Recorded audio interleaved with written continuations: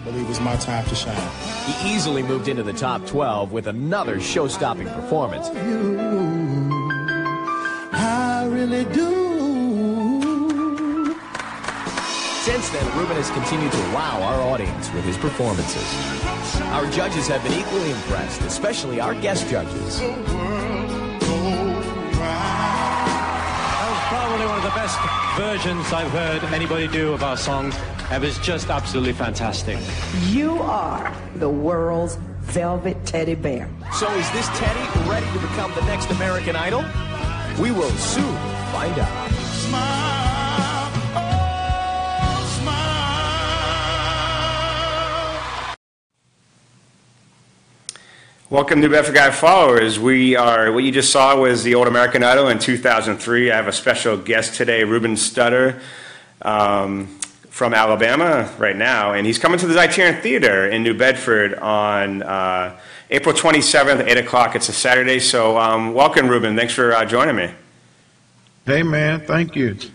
So what I played, you didn't get a chance to see it because of the internet, how we have it, but I played one of your songs, a couple of your songs, real quick from 2003. Can you believe it's been 15 years since you were on American Idol? Man, it has been 15 years that have gone by really, really quickly. So, yeah. So we're going to have you come into New Bedford. It's called An Evening with Luther Vandross, and it's Zeitarian Theater. And we put up some numbers, but it looks like you're closer to about 40 being sold out, so I'm guessing that's going to sell out this week. So you've never been to New Bedford before, though, have you? I don't know if I have or not. I'm sure I may have. You tour a lot, so I know. So you won American Idol in 2003. You've done a lot. I looked up some of your career. This Is the Night had over 1 million sales in 2003, and you won a Grammy for Best Male R&B Vocal for the Superstar. Was it you win it or you nominated? I'd seen both out there. Oh, I was nominated. You were nominated, that's right. But you've been got beat by Luther Vandross. And you were nominated. You've been nominated a lot of things, from BET Awards to Grammys. So we're fortunate to have you coming out to New Bedford. So something a lot of people don't know about is you were born in Germany, Frankfurt, Germany. Yeah, man. My dad was in the military when I was born. So yeah, I was born in Frankfurt. So when did you come back? What was that like in Germany? I don't know. We came back to Birmingham when I was like 6 or 7 months old. So. And that's what. So you lived in Birmingham. You kind of did gospel music, and is that your primary inspiration as a singer? I just did gospel music because I was always at church. I mean, that was like going to the Boys and Girls Club, which I did too. But we were there always, and so that's where my roots are. But as an adolescent and a young man, I sung gospel, jazz, R&B, everything I could, and I think that's, really what kind of fostered my love for all kinds of. So I remember, and sorry, when you and Clay Aiken, battled out for the American Idol Season 2, you got a name that you might not have heard in a while. I'm not sure you still use it, the Velvet Teddy Bear. You still called that? People still call me the Velvet Teddy Bear. It's strange that name has lasted for this long. And you also have there's actually a Ruben Studdard Day at your hometown, isn't there? Yeah. So what is that like? You know what? It's not, it's not like parades and stuff or anything like that. They just,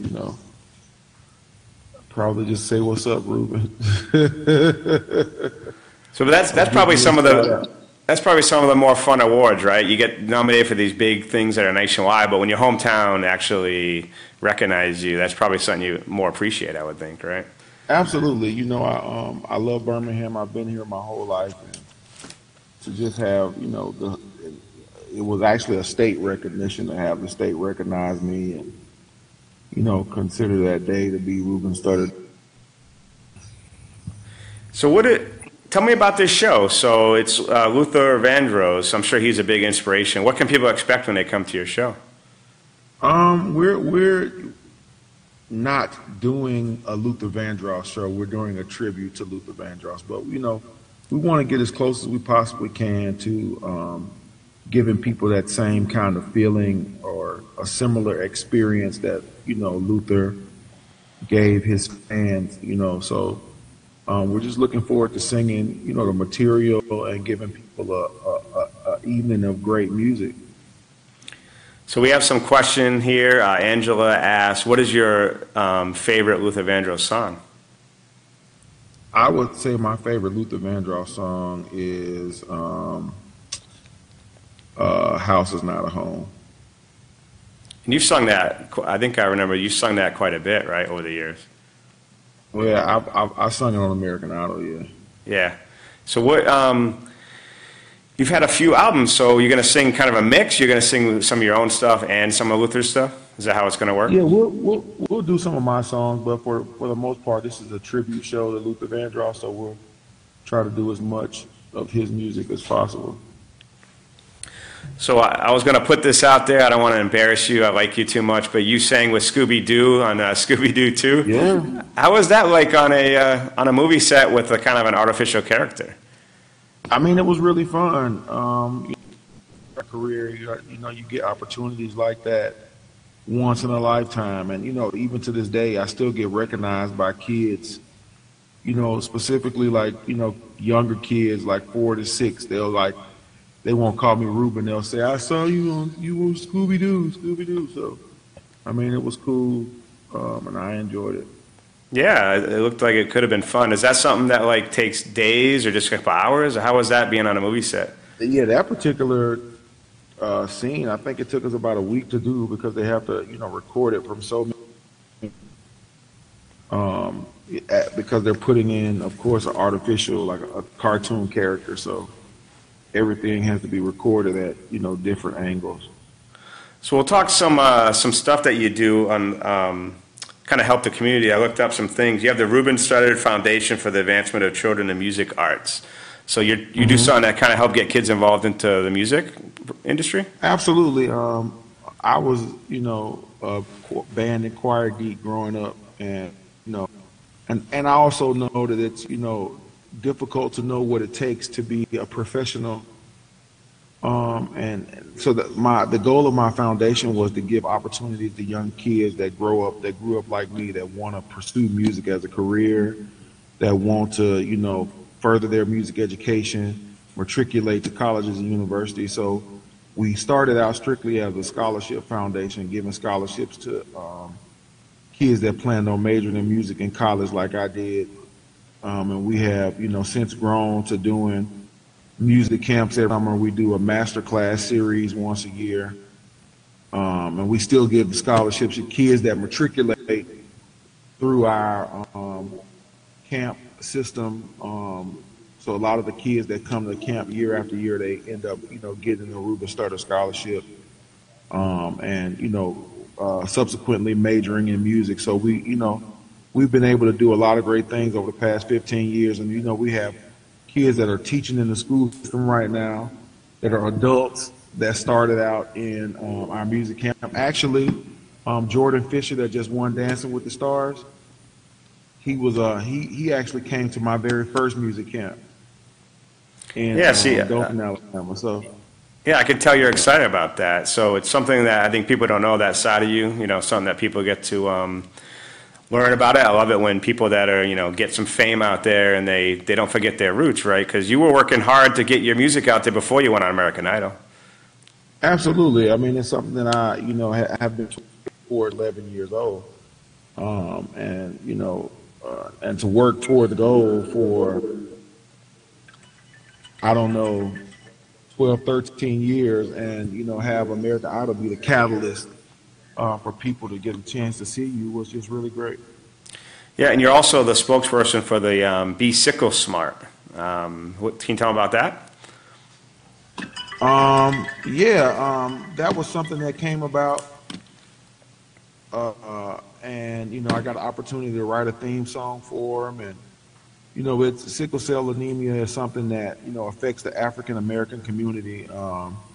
About 97, 98% of the people that are affected by sickle cell are people of color. So to have and it's basically young kids, you know what I mean?